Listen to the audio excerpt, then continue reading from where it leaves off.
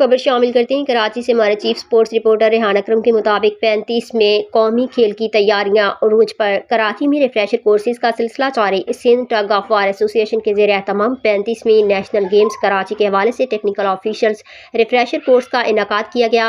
Karachi hockey ایسوسی ایشن کے کمیٹی روم میں منعقدہ ریفریشر کورس میں سندھ بھر کے tug of war officials, coaches اور پلیئرز نے بھرپور شرکت کی، جس میں سندھ ٹگ آف وار ایسوسی ایشن کے صدر گلفراز خان، سیکرٹری جاوید اقبال، ٹریئر محمد ندیم، فہمیدہ ضمیر، نصرت حسین، اصغر علی، محمد ہارون، فرحان الدین، محمد شاہد، میڈم عائشہ ارم، محمد کلیم، انوار الحق، محمد جاوید ملک، نعمان الدین، شاہ زیب اور دیگر شریک تھے، جبکہ ڈسٹرکٹ ایسٹ کے ڈسٹرکٹ سپورٹس آفیسر اسماعیل شاہ نے شرکت کی۔